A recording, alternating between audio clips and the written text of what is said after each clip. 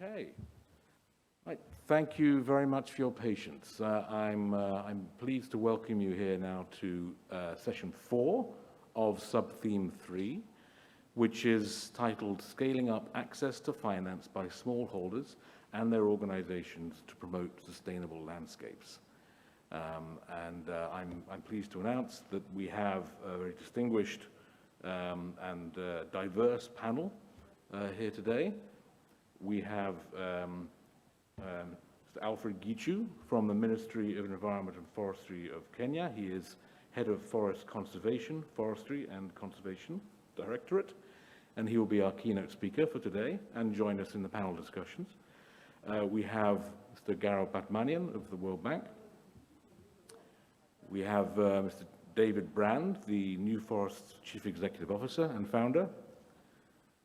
We have online Ernesto Sabado Giang, who's from RTI International in the Philippines.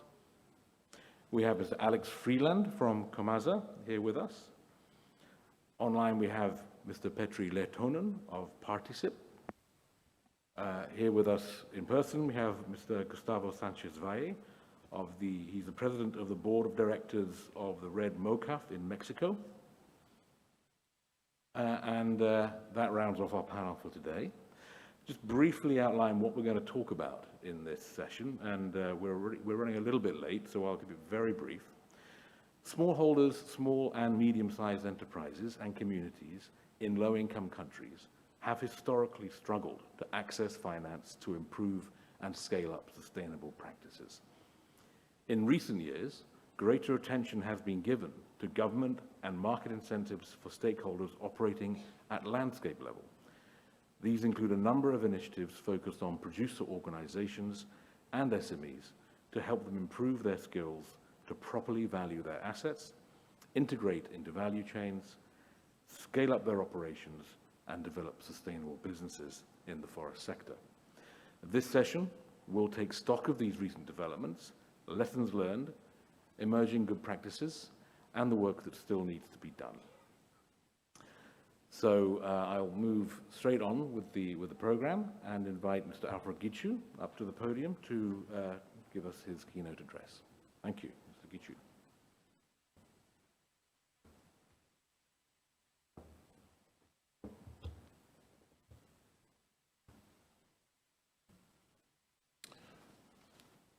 Thank you very much, moderator, for that introduction. Appreciation to FAO for giving us this opportunity to share our various experiences with regard to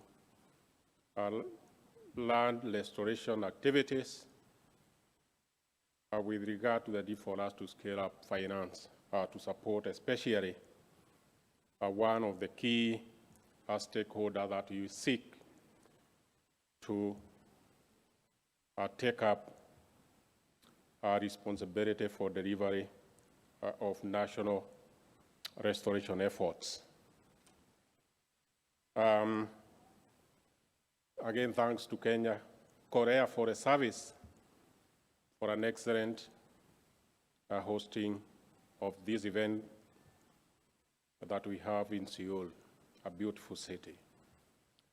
I will provide some background information with strong reference to the country that I come from and where I have built a lot of experiences.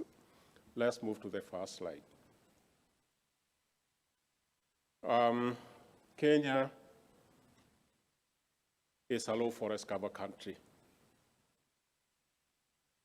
And that status has led to a number of negative environmental, climate, and economic impacts, and that has contributed over the last few decades or years to a very strong policy push for us to move to a minimum 10% forest or tree cover.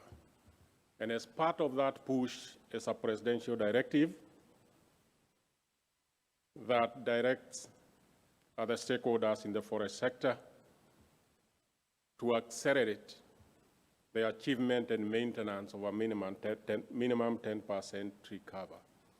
And as part of that, we have multiple policies and a number of policy level guidance that include a national strategy that has been approved by the Cabinet to support a broad stakeholder collaboration and partnership in support of the national 10% forest cover minimum goal.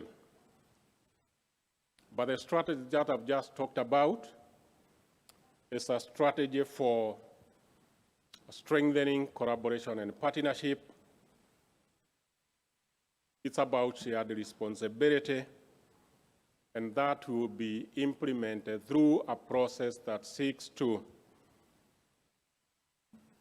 benefit from our respective capabilities of stakeholders within the country. We fully understand as a country that where we want to go requires a vision. We need to borrow strongly from international best practices in terms of innovation, but it also requires a very strong commitment from all of us. We see a very strong opportunity for us to benefit strongly from private sector capital and expertise, and a strong need for us to bring on board smallholder farmers in Kenya who are indispensable in the national strategy implementation process. The next slide. So what is pushing us? Why are we investing in forest restoration in Kenya? And I've just talked about some of the policy demands. Some of the policy demands are global. We keep talking about the goals on climate, biodiversity conservation, land restoration, but we also have national policy goals.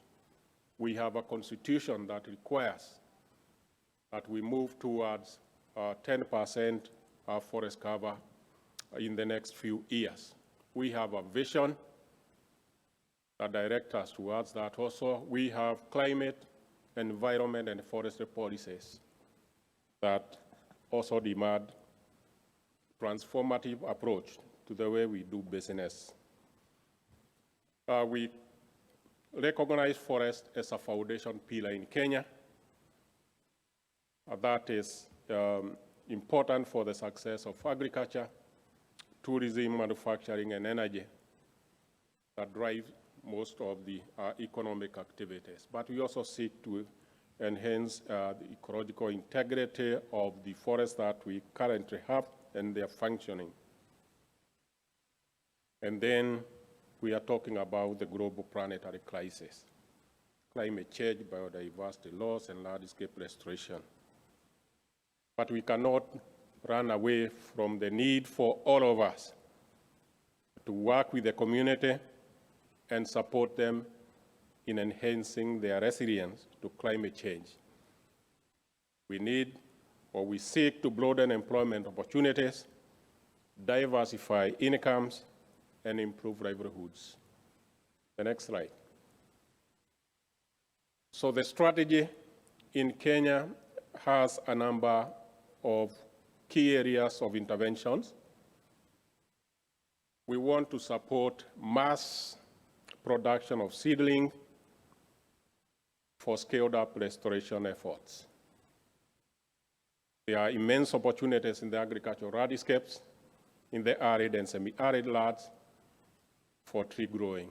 Kenya, we are no longer talking about tree planting because you have to plant and take your seedling to maturity. So we are talking about tree growing in Kenya, but it will have to rely on seedlings for that, and seek to invest in that. We want to protect the estate that we already have. The degraded public forest areas, we have a sizable area that is degraded. We seek to restore. More importantly, is an intervention around commercial forestry development. We have traditionally invested in a public commercial forest belt, but the government and the citizen are demanding that even that belt is reserved for environmental services. So we want to offroad timber production, especially to the communities. Let's have it grown privately, and that's why we are investing in commercial forestry development. Restoration of degraded landscape in the Azores.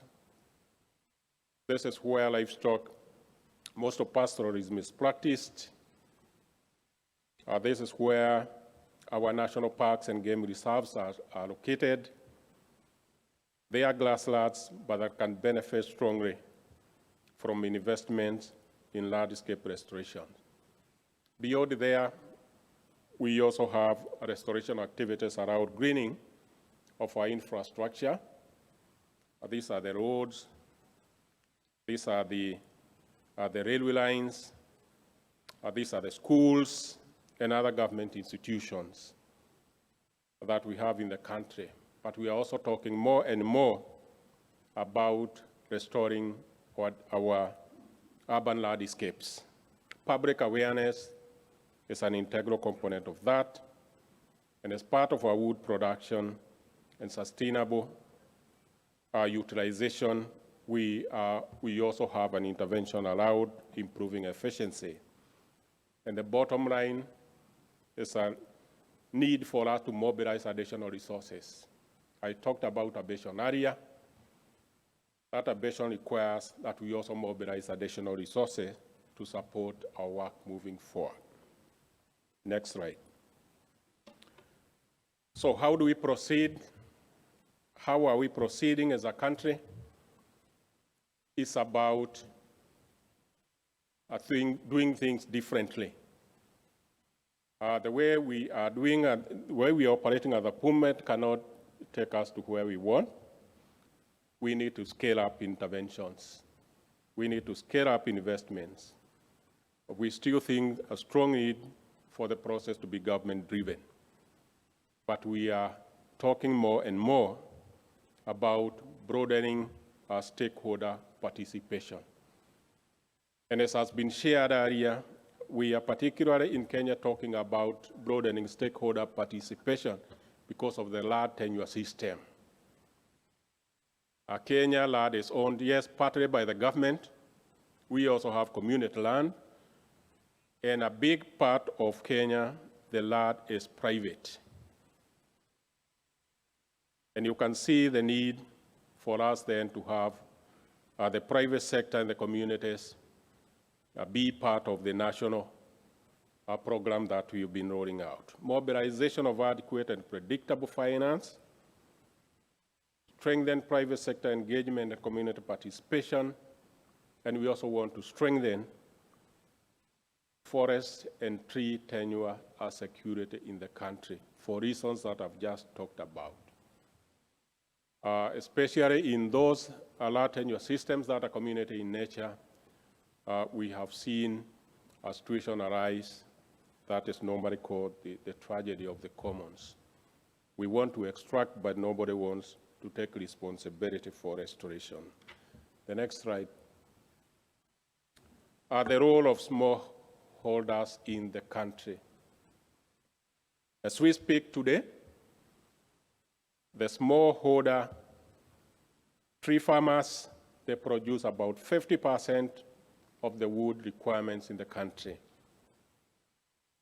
Previously, we have relied on Kenya Forest Service to provide most of the wood, but over the last few decades, we have invested as a country heavily on farm forestry, tree production, to an extent where now 50% of our wood requirements are generated outside protected forest areas.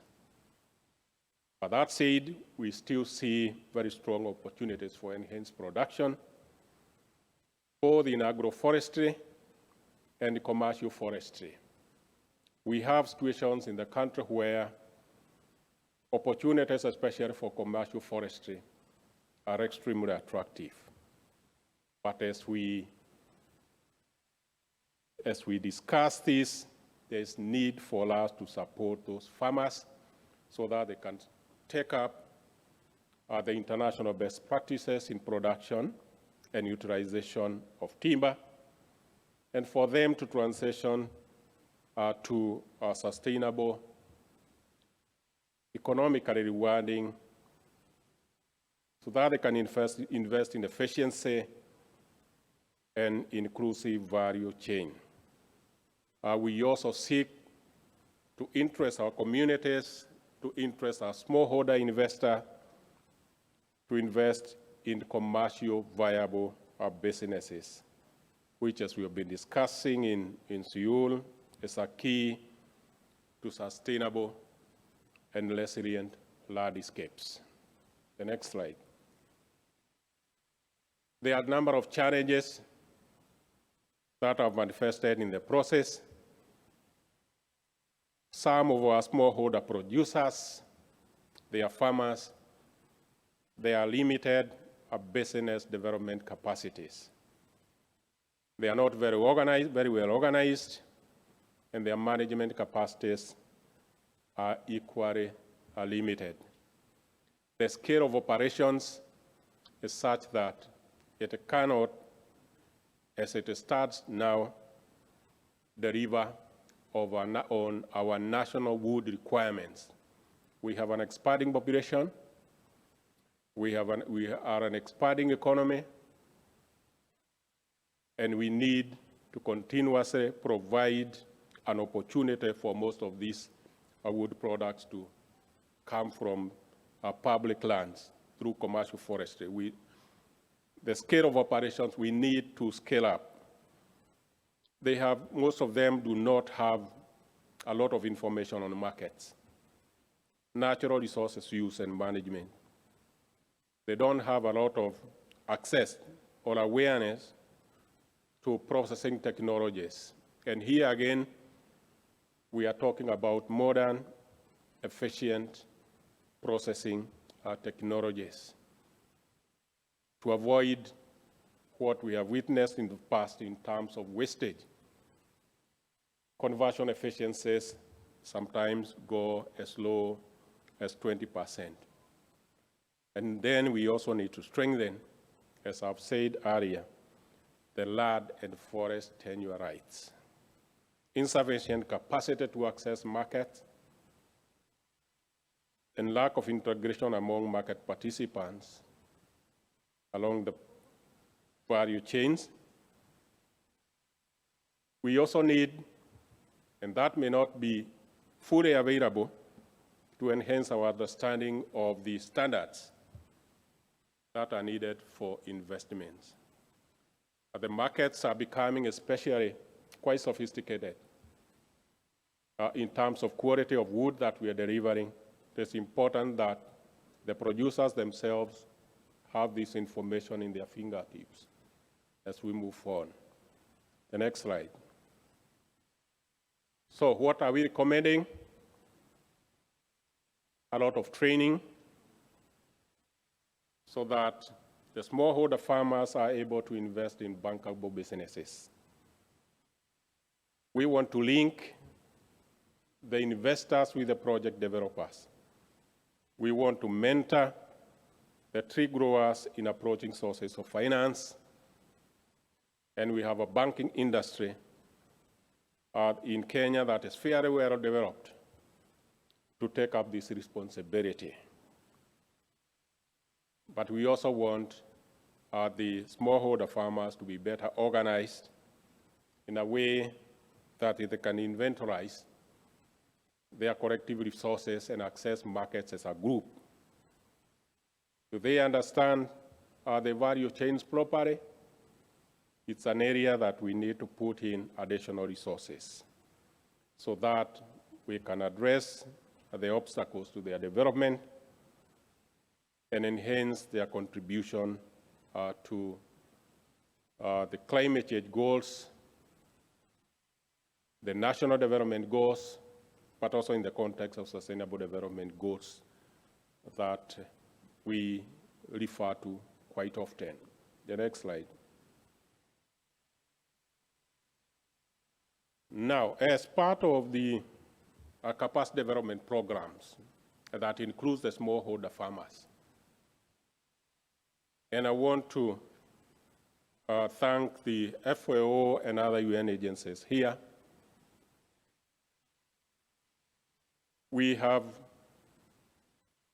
developed, or we are almost completing development of what we are calling the National 2 Billion Tree Growing Fund.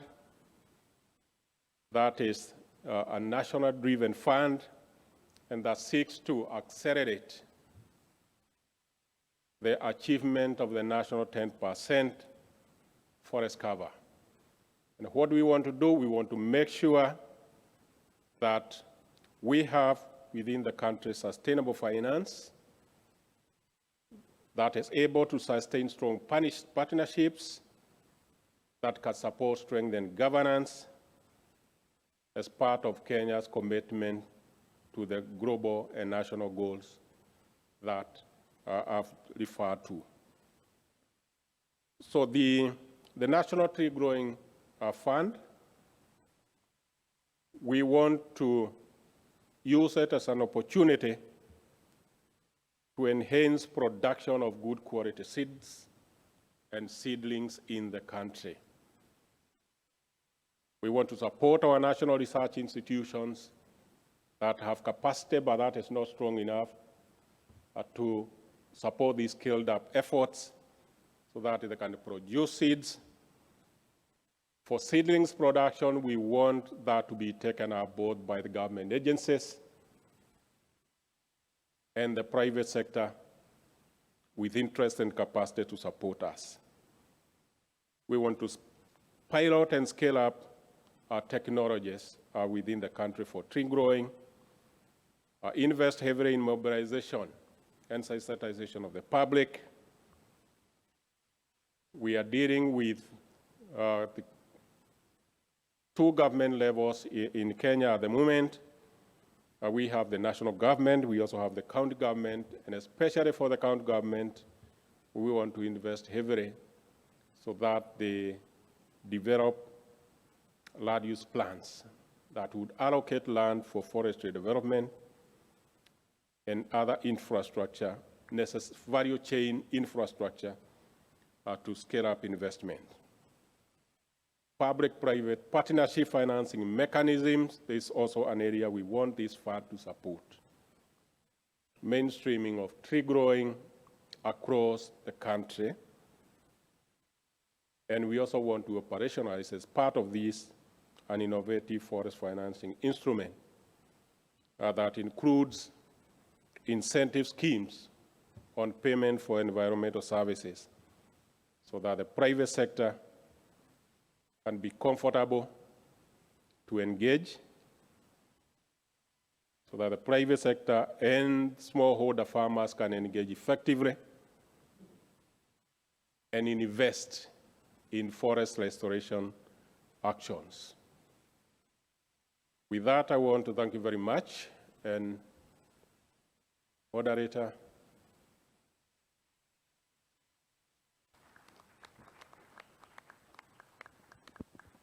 Thank you. Is this on? Thank you. Okay, thank you very much, Mr. Gichu. Please take a seat.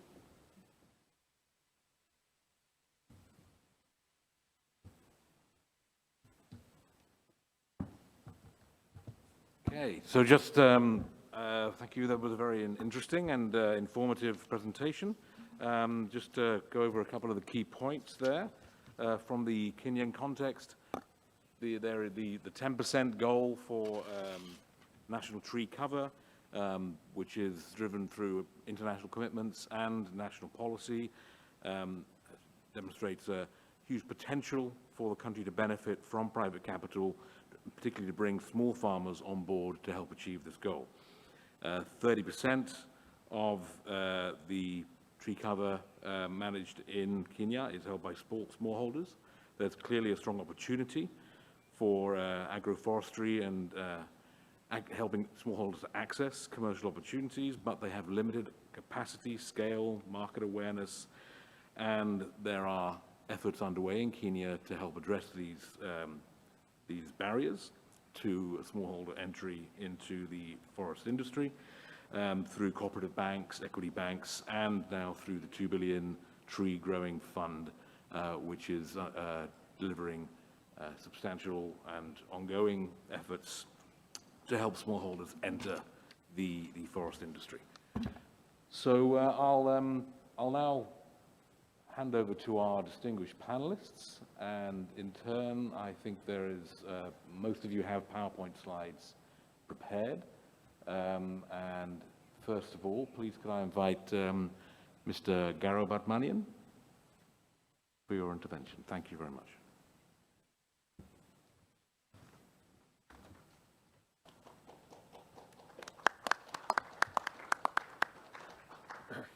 Thank you. Distinguished panelists, good morning, good afternoon. It's great to be here.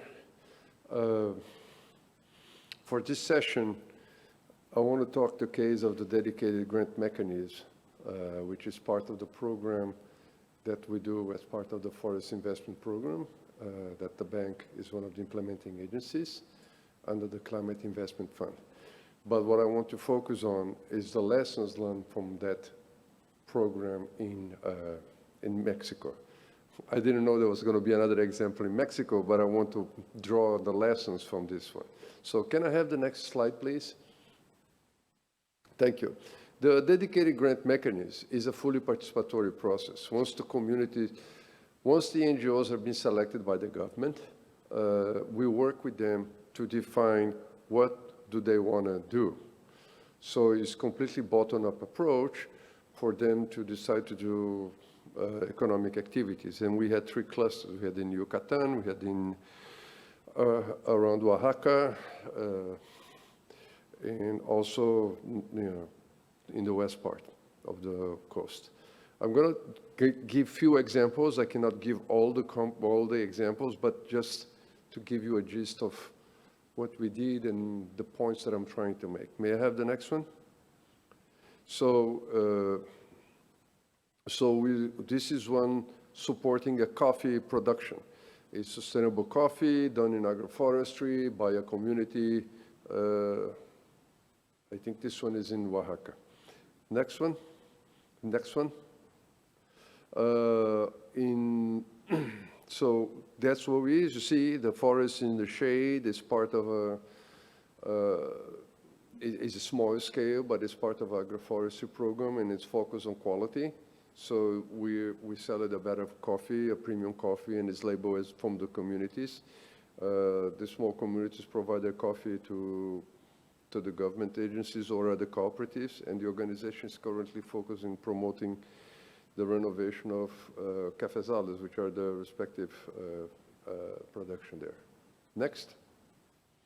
We are now talking about another sub-project in Uzachi. Next.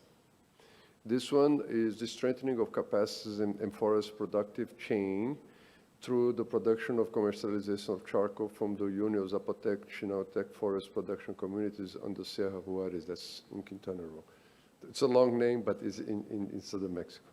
The community project manager has increased the production volume of its forests, mainly pine and oak. So this is just one example.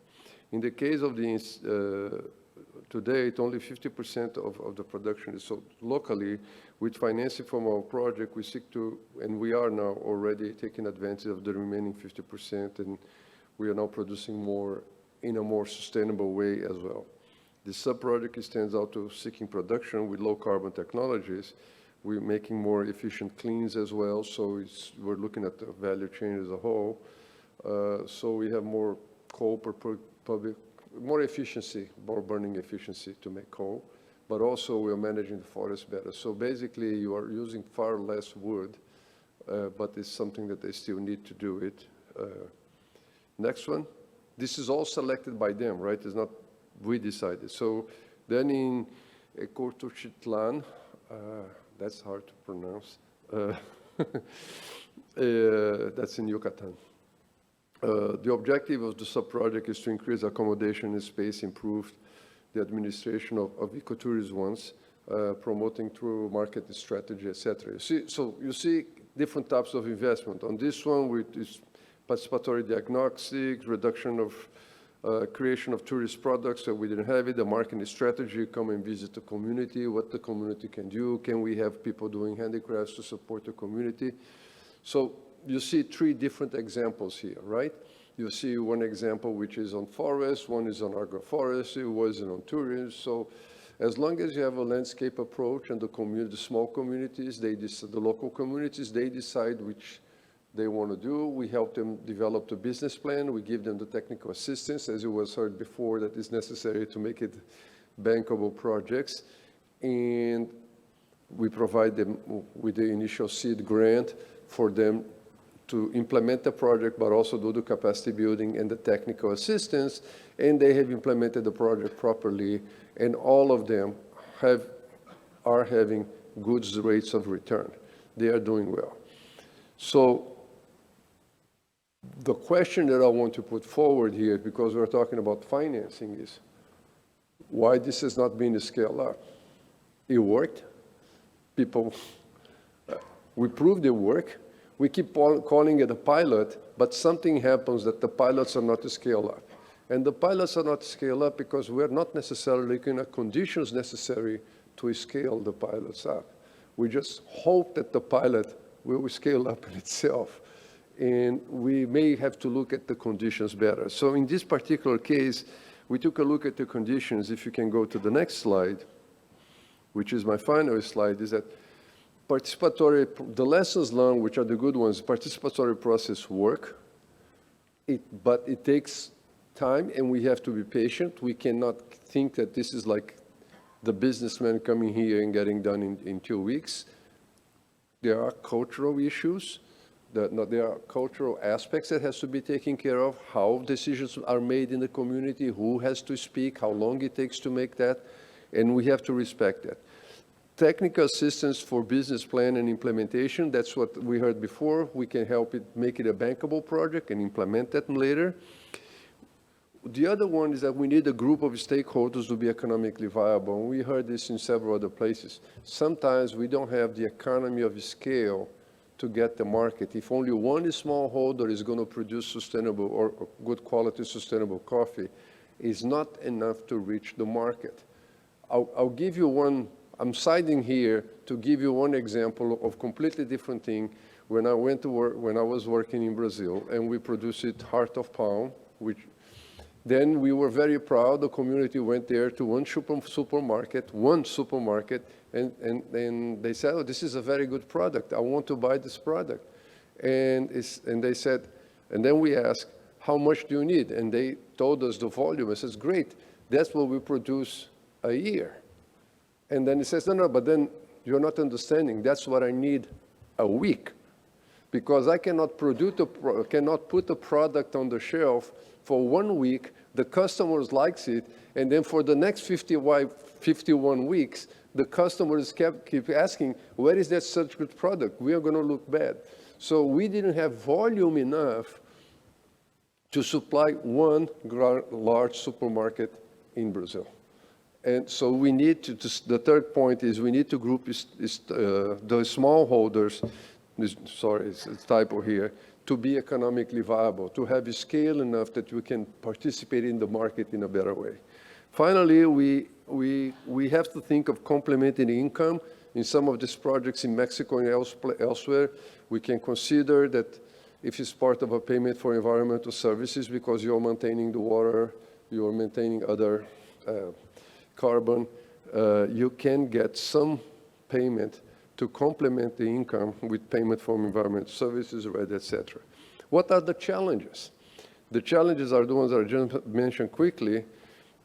When the next community, one community that was promoting coffee, then the other communities, other villages decided, oh, I want to get into this business, and they went to a commercial bank and said, look, we can make the money, this is the business plan, this is the rate of return.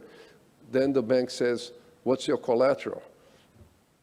The banks did not accept standing forest as a collateral. They didn't have buildings. They didn't have anything, big trucks or something. They didn't have assets that the bank considered as collateral. So that becomes a problem. The second part was loan terms. Most of the loan terms available were thinking of annual crops. So if you have an annual crop, you're planting soybean or sunflower or whatever, you have 6 months grace, 1 year to pay, because after 1 year, you already harvested. 1.5 years you harvest. But here, if you're planting coffee, if you're planting oak, it takes a while for you to develop. And you have to keep investing for 1 or 2 years, even before you start making any kind of income. So the terms of the operations don't seem to be offered, are not compatible with the smallholders and the type of operations we're talking here. The third point is that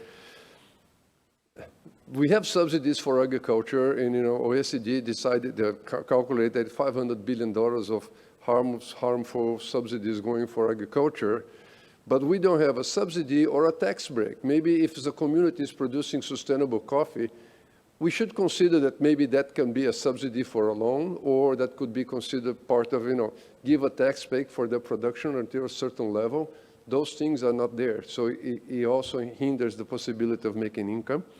Finally, which is what we did, we may require grant funds for the initial TA, which is what we did, but we did it for, the best one I can explain is the coffee one. We did it for the coffee, but the other communities then could come and visit the community that was doing well, and they wanted to do it there. And they could have disseminated among themselves with longer hour participation if they could get the credit. But the initial one, and is a place that has not done this before, may require some grant money for the startup or the pilot, but only in the beginning. Once you get going, if you address the other 3 points, we probably can do it. So my message is,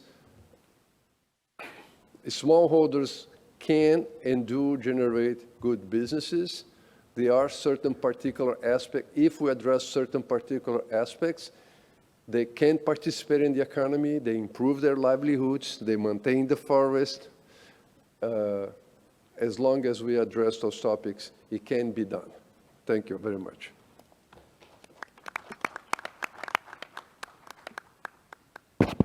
Thank you. Thank you very much, Garo. So just to recap some of the key points there, what's happening with the dedicated grant mechanism in Mexico is that this is helping smallholders in the forestry sector to focus on quality, not so much quantity, to get the maximum benefit from the market for wood products that they are licensed for, focus on increasing value added and providing support for business planning. But these efforts up to date have not been scaled up perhaps as much as we would hope, and the reasons for this are quite often looped into the financial barriers to smallholder participation, including the problems with collateral and the fact that financial products and loan products in particular are not structured or developed with smallholder needs and limitations in mind. So with that, I think we have Petri Lehtonen on from Particip, beg your pardon, online and ready to join us with a short presentation from his side. Can we get Petri online, please? Can you hear me? Yes, thank you. We can hear you. Please go ahead. Okay, dear participants and distinguished fellow panelists, it's really a pleasure to be with you.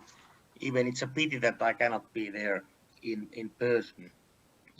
So just to clarify that I'm at the moment I'm one of the experts at the Forest for the Future facility. We are advising European Commission in future forest interventions globally.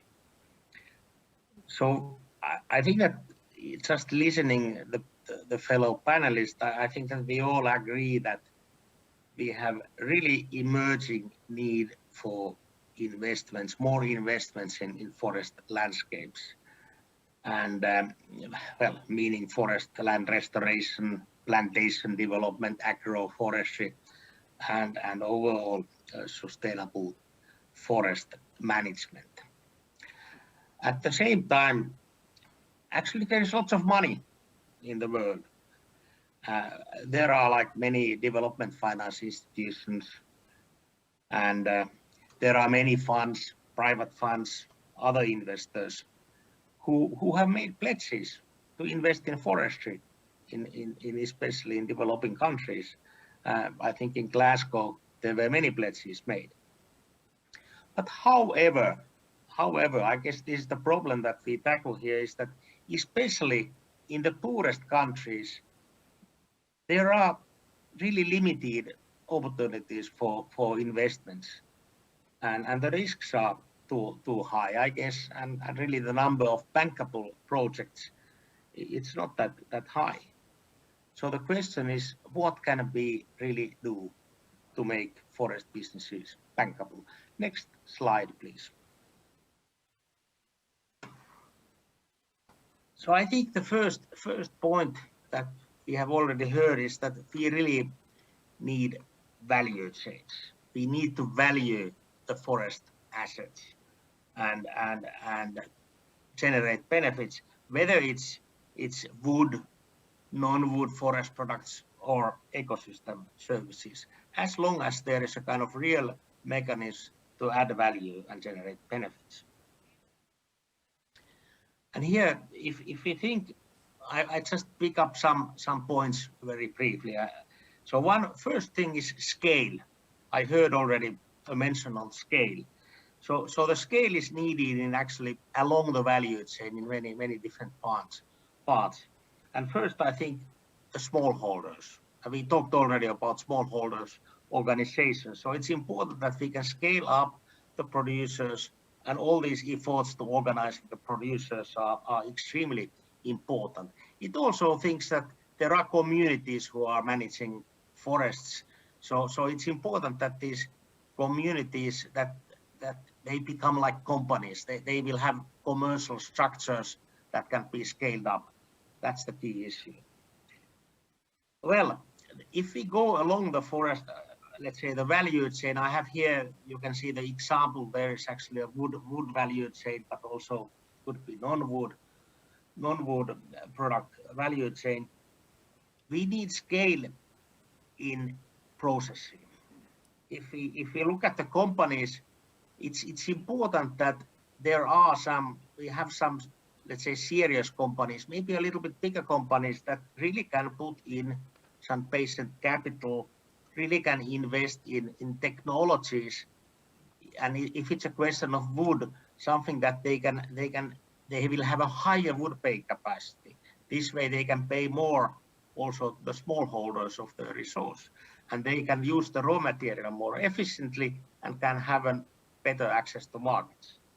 And these companies, when we have some bigger companies, they can nurture other companies. So it's important that in the value chain, we can kind of create a cluster where we have many companies and also like smaller companies that can use the residues in a nice way. So that's important. And then I think that the other point is markets. It's obvious. But then we have different markets. We have local markets, regional markets, global markets, and it's important that we can have different market channels for different products, and that is never overlooked. After that, we assess the profitability and sustainability of these investments, and that way we can kind of come up with a bankable business plan. Of course, it needs a little bit more than that. And that bankable business plan is something that we can present to the financing institutions. But then we have again a problem.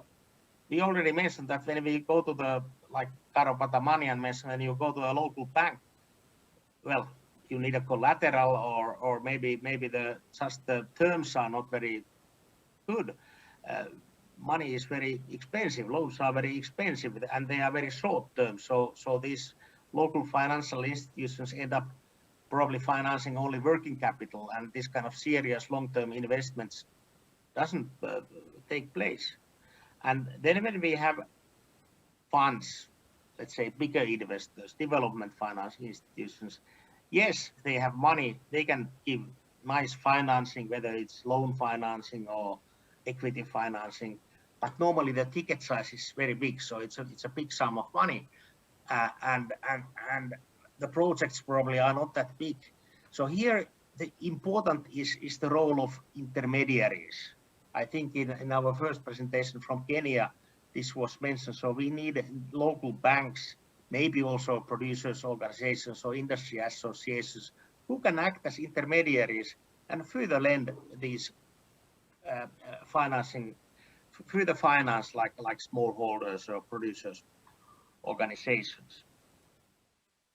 And then, of course, important part is the governance, and it's not only about government agencies. Actually, it's all the stakeholders. We need a good governance when it comes to companies, when it comes to communities, and actually all stakeholders. And with that, we can gradually create a better business environment.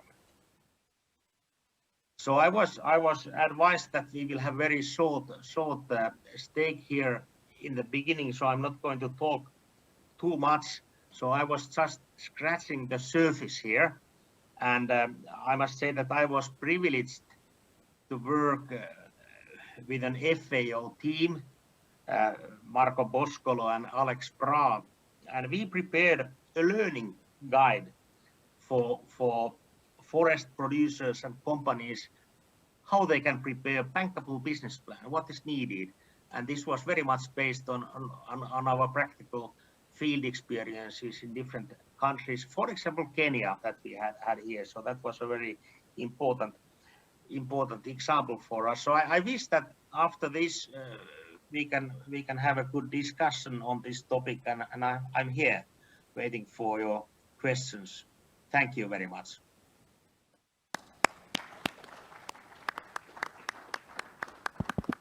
Thank you very much indeed, Petri, and thank you for your being concise, and just a couple of key points I think you raised which are worth stressing. Again, as we've heard already, the importance of scale required along all parts of a forest value chain, the importance of enabling smallholders to form groups and associations so that they can behave more like viable businesses and companies.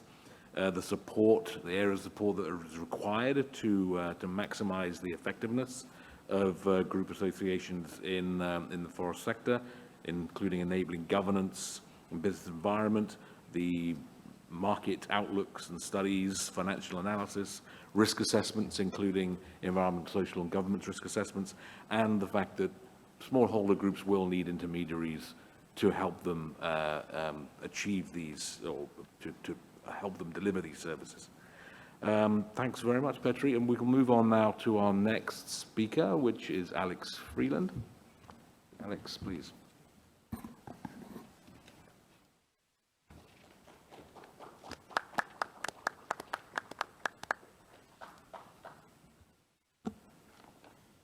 Good morning. I am here representing Komoza. We are a forestry business in Kenya, but with a bit of a difference. And that is that we believe that smallholder farmers are vital to sustainably meet the timber needs of sub-Saharan Africa, and we have built our business around them. Now, I think Alfred has already made the case for this model. So what I'll do is share a bit of the perspective of an enterprise that has been working with smallholders for the last 15 years. So, a bit more about Komoza. It's important to note that there is a huge and rapidly growing supply deficit for timber products across Africa, and therefore an urgent need to increase local production. What we see is that the sort of traditional large-scale plantation models that work very effectively elsewhere in the world are often kind of highly complex and expensive in the region. And that is because we see high population densities in areas that are suitable for forestry, which then drives up land prices, and we also see other kind of land tenure issues. Whereas smallholder farmers already own and control the vast majority of land that is suitable for forestry. They have huge labor resources, and they're generally looking to diversify their on-farm activities to build and increase resilience. Accordingly, they're perfectly positioned to deliver all the wood, all the timber that we need They do, of course, still face a lot of barriers to participating in forestry, including kind of value chain access and access to finance and a number of the other items that have been discussed so far. But that's where Kamaza steps in. So our partnership model has been designed to remove those barriers to participation, so farmers can engage with and benefit from commercial forestry on their farm. That also enables us to increase tree cover. Alfred was referencing the 10% tree cover target in Kenya, and sequester huge volumes of carbon on the sort of degraded or generally degraded land that they own and manage. And given the challenges that I referenced above for large-scale plantation businesses, this actually enables us and our farmer partners to produce high-quality timber at a fraction of the cost of traditional models. So yeah, we are very ambitious. Sorry, can we move on to the next slide, please? Yeah, very ambitious. To date, we've developed 8,000 hectares of new commercial forests. This year alone, we're looking to develop over 1,500 hectares. In the short term, we're really focused on scaling up our model in Kenya, and there's lots of opportunities to continue doing that. But in the next few years, we'll start looking into international markets, primarily in sub-Saharan Africa, but we believe this could be applied further afield. So yeah, I'd love to move on to just some of the challenges we've faced and solutions we've identified to address them. So if we can move on to the next slide. I think this is these points are going to reconcile quite closely with the presentations that have gone before me, but it goes without saying that no individual portion of a value chain can thrive alone. We started off focusing exclusively on tree planting, but quickly realized this would never succeed and would never be able to raise the financing it needed if the farmers couldn't access high-quality seedlings and inputs and didn't have access to a reliable and fair offtake market. And so we then invested heavily in these areas, and you'll see our nursery in coastal Kenya, which can produce 3 million seedlings a year and is the largest commercial seedling nursery in the country, and a new processing site in central Kenya. We've had the pleasure of inviting Alfred to visit both of these in the last few months, and hopefully this is addressing the need that he referenced for modern and efficient processing facilities. Now, I think it's important to note that while we're obviously focused on the timber value chain, we see these barriers being very relevant for kind of non-timber forestry, or these barriers are relevant in preventing farmers from participating effectively in non-timber value chains. So we can move on to the next slide, please. So access to finance is now the largest barrier to our growth. As we all know, forestry assets, particularly timber forestry assets, with their very long payback periods are particularly hard to finance, and this doesn't change for smallholder forestry. So what are we doing on this front? So we're in the final stages of establishing a carbon program, and we'll sell our first credits this year. The additional income that this will generate will reduce the total capital need for us to establish and manage new plantations, enabling us to scale faster, but also enabling us to increase the benefits that accrue to farmers. So this is going to have huge impact for us. But I think it's worthwhile noting, and this has been referenced before, that the standards and methodologies that are in place at the moment really haven't been optimized for smallholder participation yet. And if we want this to catalyze greater adoption of forestry by smallholders, things are going to need to change. And then lastly, the smallholder forestry vehicle. So more than anything else, what we need to grow is access to the tailored patient capital that matches the cash flows of our forestry assets. Now this is what, excuse me, every single commercial forestry business requires. But yeah, to date, patient capital investors have not been able to support us. And this is because the kind of the risk profile of our nascent, operationally complex, full value chain, smallholder focused business model just doesn't fit with their risk appetite. So accordingly, we're in the process of launching an SPV structure, which is illustrated on the slide to my left. And this is going to enable us to carve out the tree assets that we develop from the rest of our business through the growth phase of the life cycle, which is kind of low risk, very predictable, and finance them separately to the rest of our business. And then given the limited understanding of these assets by investors, we're going to work with development funds and develop a blended finance approach to raise the full capital need for this project. Now, to many of you, this may not sound particularly innovative. It is simply applying best practice for project finance and development finance, just applying it to new assets.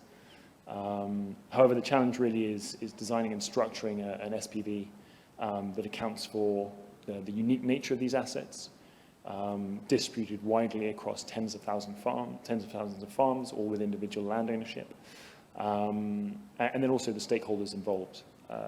These are kind of highly vulnerable smallholder farming communities. So anyway, we're working towards launching a $50 million fund in the next 12 months. We're currently fundraising. And this is going to be transformational for us. But moreover, what we hope is that this will provide a pathway for other timber and non-timber value chains that are working with smallholder farmers to finance the growth of their operations. Thank you very much. Thank you very much, Alex. And this, I think, complements well what we've already heard from our other speakers. Komaza is presenting us with a potential solution to address these barriers within the current financial industry and structure in countries like Kenya, by developing the smallholder forestry vehicle, an approach to SPVs that is structured specifically for these vulnerable actors in the forestry sector, and as well as enabling the smallholders to access infrastructure required to make their business viable, like nurseries, processing facilities, ensuring that there is a market ready to take their products. This program, the $50 million fund that Komaza is working towards, will go a long way towards ensuring that these smallholders have a long-term viable business model. Okay, next speaker is David Brand, please. Ben, shall I just sit here? I'm just going to talk Absolutely, for notes. David, as you wish. Yes. Okay, well, thanks, Ben, and welcome everyone. Great to be here with this really interesting and diverse panel. So I'll talk today about bringing private capital into community partnership models that can, both create a synergy between community development and investor returns. Quickly to introduce New Forests, we're an investment management business, our head office in Sydney, Australia. We basically have large institutional investors as our clients, so pension funds, reinsurance companies, endowments, foundations, so on. We manage about $6 billion of assets across 1.2 million hectares in Australia, New Zealand, Southeast Asia, United States, and most recently we've opened an office in Nairobi to operate in Africa. We manage timber plantations, agricultural lands, timber processing, export trade business, and dozens of carbon projects across the land base. Our three kind of objectives or missions as a company are to support the role of forestry as a natural climate solution, to support the role of the forestry sector in the transition to a circular bioeconomy, and to create investment strategies that generate both great returns to our clients as well as positive outcomes to the communities where we operate. So forestry investment, started from investors, pension funds, and so on, simply buying slabs of forestry land and managing that for operating forestry. Of course, it was important to have good relations with communities and provide safe work for employees in the forests. But it was a relatively straightforward business model. What's happening now is investment flows into the forestry sector because of climate mitigation and other opportunities are expanding. We're seeing more geographic diversification of investment flows, and alongside we're seeing significant new climate finance and increase in new plantation development, afforestation type of projects. And that's increasing the complexity of the nature of the asset class, and it's raising new social issues that need to be addressed by investors. Just, some examples of that. Operating in Southeast Asia, we find, sorting out land use rights and reaching agreements with communities can take 2 or 3 years before a project can commence.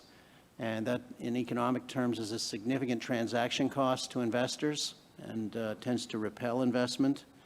We're seeing high carbon prices in places like New Zealand that are causing economic dislocation in land use.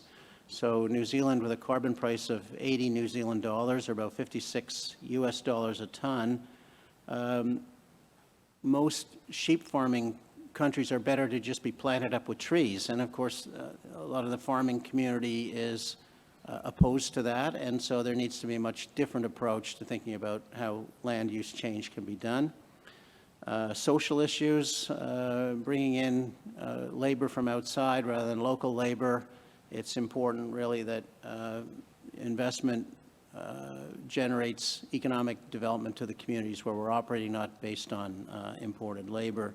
So looking at some of our investment strategies and how we've tried to grapple with some of these challenges. In Tasmania, we've set up a small $50 million kind of pilot fund that will do community-based reforestation programs. So we started with 50 farmers who we sat down at their kitchen table and talked to them about their farms and areas that they might be interested in reforestation or restoration projects. And then we co-designed an investment strategy with the rural farmers so that it was designed to meet their needs as much as the investment objectives. And that has worked very well, and I think it's a model that we can expand elsewhere. Secondly, an example from Laos, where we have a 14,000 hectare plantation south of Vientiane. We set up an outgrower scheme with local farmers where we provide the seedlings. They can plant maybe a hectare of trees on their farming areas, and we've then set up a veneer mill and a sawmill. So when we come to harvest our trees, we can also harvest some of the farm outgrower programs and pay the same timber value to them and process the wood in a regional processing center. So it creates a good diversification of income, and in some ways it also is a kind of an adaptation strategy, that if you have a hectare or two of trees that you've grown out for 7 or 8 years and then you have a bad year on cropping, you can always harvest some of the trees and get some cash income. So it also works to support that kind of risk management. We have a program in the United States where we've worked with about a dozen Native American tribal communities called Forest Carbon Partners, where we work with those communities and develop forest carbon offset projects associated with forest conservation projects on their land. And we've delivered something like $250 million of revenue to those communities through that partnership-based model. And our most recent program in Southeast Asia, it's called the Tropical Asia Forest Fund II. It's a blended finance structure. We have about a $50 million impact tranche in that fund, and that impact capital, it can be invested in community development projects, biodiversity enhancement, restoration, conservation, that can create supportive investment programs that don't necessarily need a return, but can be linked then with the core commercial investments and perpetuated alongside those core investments. So I guess in closing, I'd say particularly the shifting economics and the shifting imperative towards climate change mitigation is driving land use change and a new kind of land use economy. In order for that to progress successfully, I think we need very strong community engagement programs and benefit sharing, creating win-win outcomes and win-win transition processes. And lastly, these investment models are a lot more complex to implement, and we'll need things like blended finance structures and aligned capital sources like grants to make the whole thing work successfully. Thank you.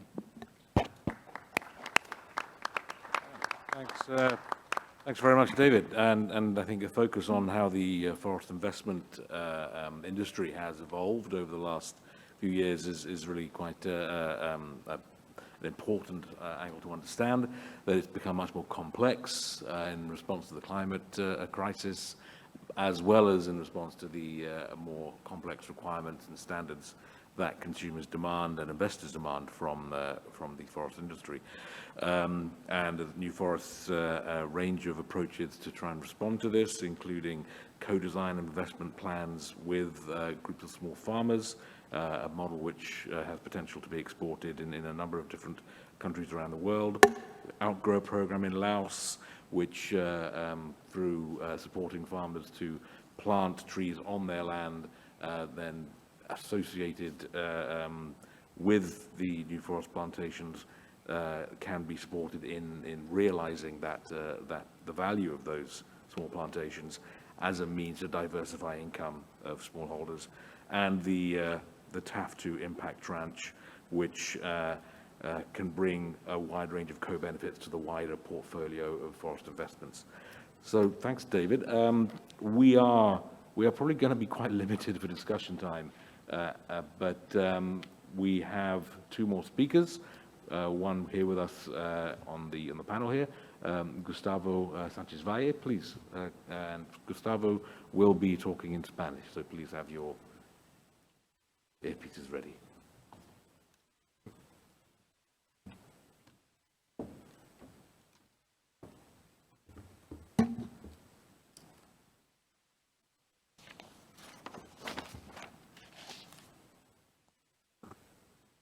Muchas gracias, moderador. Yes, thank you. Reciban un saludo de las organizaciones forestales de México, agrupadas en Red Mucar. Un saludo. I am here from Red Muca, Mexico, which is the Forestry Association, and Costa Rica, Honduras, Mexico, Panama, and Central American land funds are all incorporated. Thank you for giving me this opportunity to be with you. And also, I would like to thank the Republic of Korea, the government, for providing such consistent forestry policies, and I hope that this vision can be shared with other countries as well. Today, I would like to share with you some financing initiatives that we have, which is the FTM. Now, the goal of this initiative is to provide financing to local communities in our country. Next.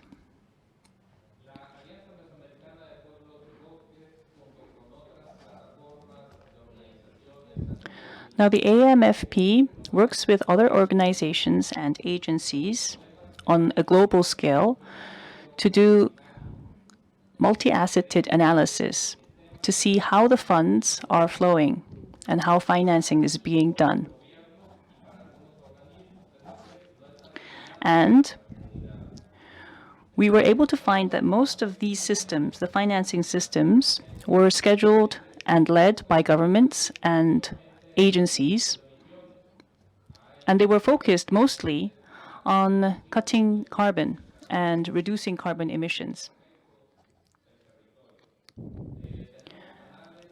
And they were overlooking other aspects, such as issues of land.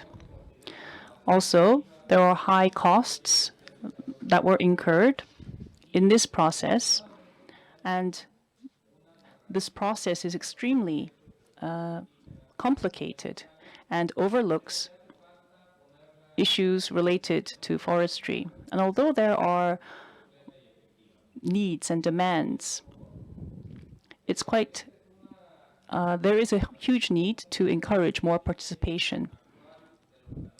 Now, this slide shows the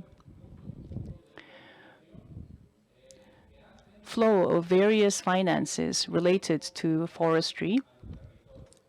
And you can see that only a small part of the resources actually go directly into the land. Less than 10% of the investments made actually reach the land itself. Moreover, within this particular flow, all of these projects are being conducted in a top-down manner, mostly state-led or multilateral organization-led.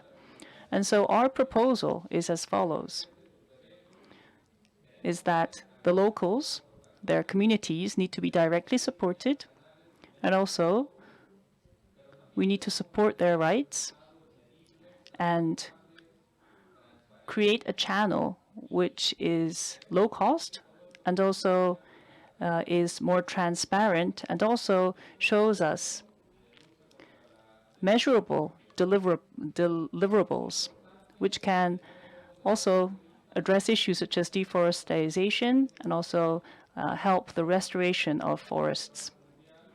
And so what I'm trying to say is that we need to be more strategic in our approach. As was mentioned from our speaker from the World Bank, why don't we have more creative and more varied cases? I'm sure that we will be able to come up with more diverse approaches to financing our communities. And this brings us to how we came up with the FTM and our journey. Now, this idea was first proposed 10 years ago. Our cooperative partners chipped in, and we were able to come up with various experiences. We're currently in the pilot stage, and it was launched with a fund of $800,000 from CLUA, and there were countries such as Guatemala, Costa Rica, Honduras, Panama, and Mexico took part. 10 or so countries and organizations took part. And what is innovative is that the financing that took place here was able to enhance the governance capacity and also was a lot more economic and was more strategic. And through this kind of an innovative process, we want to make sure that we not only get our returns on our investment, but also make sure that it streamlines our operations more, although we will have to do an assessment later on. So we are working very hard to make sure that at least 80% of the funds go directly or reach the land, the farms directly.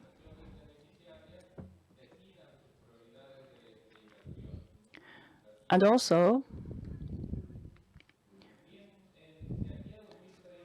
we find it's very important that the receivers of the funds have a say in how they will be funded, so that they are taking part, therefore, in the decision-making process. So regardless of the volume of finance, what we are trying to do is create change in the process. And the vision that we share is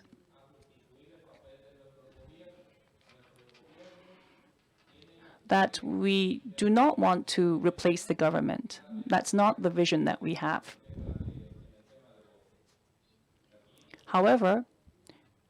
We want to support the government so that more funds can be used in a better way to support the territories. I won't go into this slide in detail today, but through this diagram, you can see how the FTM is organized and how the funds flow. You can see how the various committees take part in deciding the priorities. And what's important here is that it is a process that is not top-down, but that the needs of the territories and local communities are reflected in this process. And I think this is key in creating change and innovation. Now, these are some final takeaways.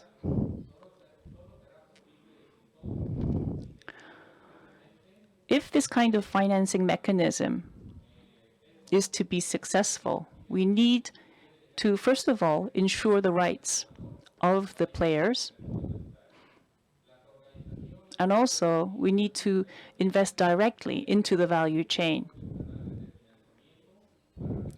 Also, we need to create an authentic finance flow so that the funds are efficiently delivered to the territories, to the local communities. And to this end, we have many players that are collaborating with us to share with us their experiences. And in October, I think that we will be able to share with you our experiences, our results, how this has worked out in other areas, such as other countries in Latin America and also Africa. And I think that we will all come together to come up with good lessons for how to create a better financing mechanism. And we want to move as a collective so that no one is left behind. Lastly, I would like to underscore the fact that this kind of financing initiative is focused not on replacing government mechanisms and initiatives, but to make sure that finances are more efficient. Thank you very much for your attention. Thank you very much indeed, Gustavo. I think this is a very interesting complement to what has been said before.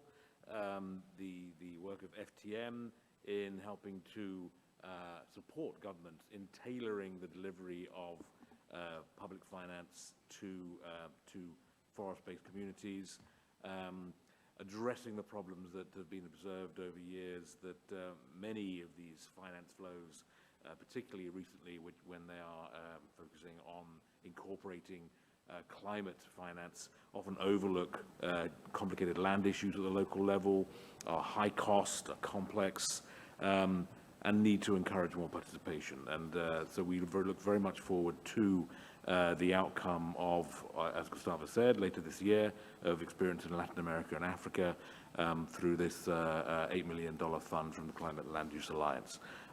We are nearly out of time, and we have one more presenter, so I think we're not going to have time for any discussion at all, unfortunately. But if Ernie Giang is available now, Ernie, can you hear us?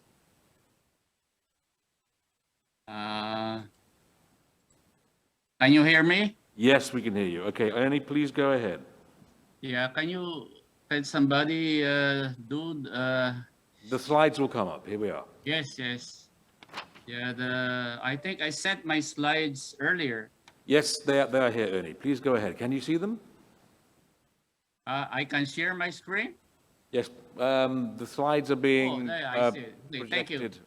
Okay. Yeah, this is just a good short presentation, but I am from the Philippines, and what I'd like to do is to share to you our experience in establishing landscape-based payment for ecosystem services for reinvestments in forest lands and protected areas in the Philippines. It is an internally generated source of fund for restoration and for development. Next slide, please. Yeah, this is the background. We tried this approach in several landscapes in the Philippines. It is there's been a lot of pilots on payment for ecosystem services in the Philippines and in other countries, but it has never been scaled up as a major source of financing for restoration and management. So what I'm going to share with you is basically an experience that we have in one of those sites. The method is very straightforward: governance and science-based techniques for assessing landscape, including issues and threats that affect sustainability. And you see it in the map, the sites that we have composing of 4 watersheds, but we will only present data for 1 watershed. Next slide, please. Yeah, we just count the different methods and steps and processes for establishing PAS. First, we did the landscape and watershed assessment by law, which is bi-fiscally delineated. We did valuation of ecosystems, goods, and services using cost-based valuation of how much will it cost to protect, restore, work with communities, manage the watershed, and so on. And then we had consultations with all the enterprises in the watershed or near the watershed that depend on the watershed as their source of water and other ecosystems food services as inputs to their business operations. So we have the valuation side, and then we have the cost and revenue analysis side for the enterprises. And based on those data that they have, we gathered them together, and we simply agreed with we facilitated the process of negotiation and agreed on the PAS rates on how much each of them are willing to contribute to restore and protect the watershed that support their business operations.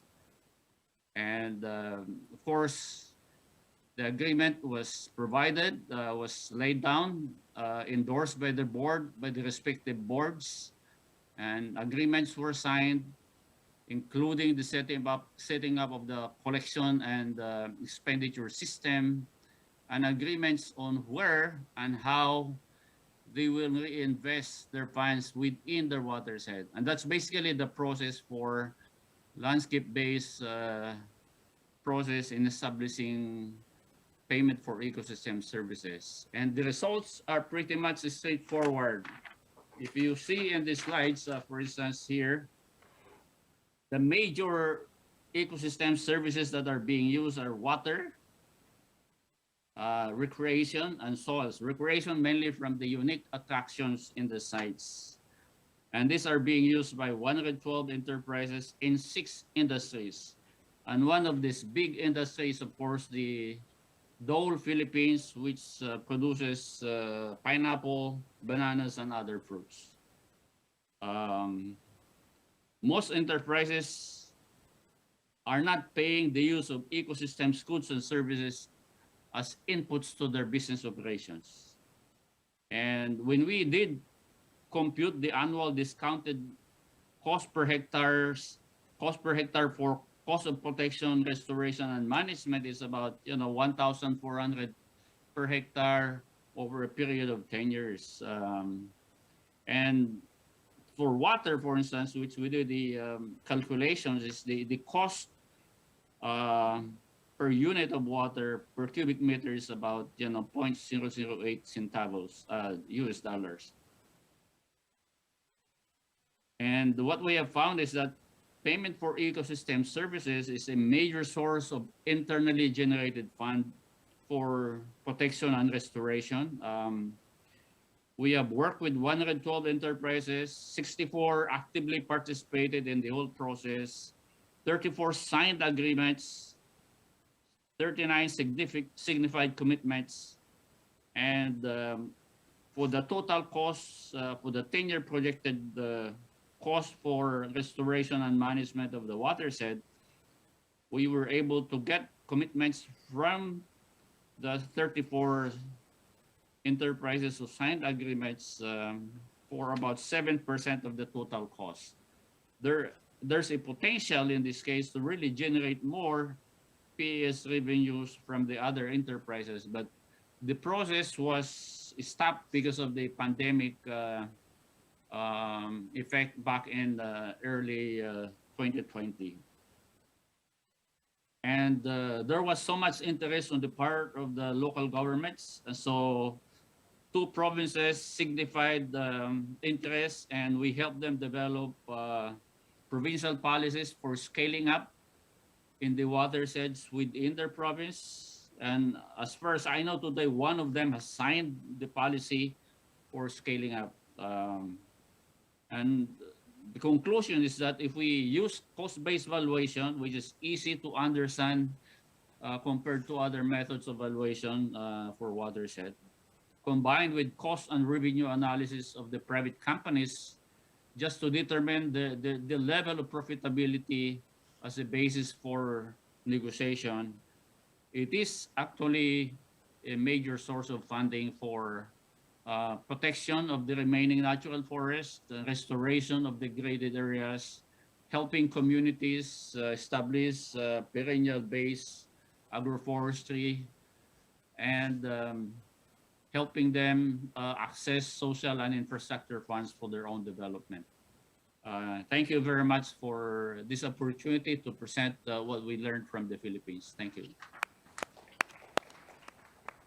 Thank you very much indeed, Ernie. And I think this is a very interesting presentation to end on, a practical example of payment-free system services in the Philippines, which is presented as one way of helping direct finance from the private sector to smallholders and forest-dependent communities, and in this case, through 34 agreements with enterprises signed, potentially contributing to 7% of the restoration costs in the watershed. So I am afraid we are over time already. I have to go off to another event as well, for which I'm late. So I think, unfortunately, we have no time at all for discussion, but it's been a very rich series of presentations. I think I've certainly learned a lot, and it hung together very well. So it just remains for me to say thank you very much indeed to all the panelists and to Ernie and Petri online. Thank you very much, everybody, for attending, and I wish you a very pleasant rest of the day.